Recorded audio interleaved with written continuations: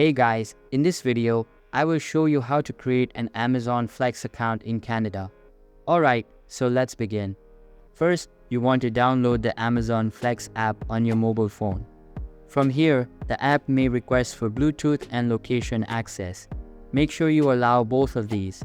You will then be asked for what region you would like to deliver in. After, you will get this message stating that you will receive an email once Amazon Flex is available in your area. If Amazon Flex is already available in your area, you will get a set of questions that look like this: your zip code, the days you want to deliver, the times you want to deliver, the amount of hours per week, and the type of car you will be using for these deliveries.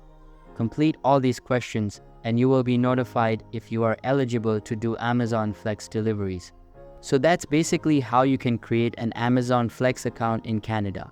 So that's all for this video.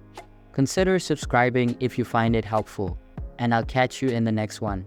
Thanks.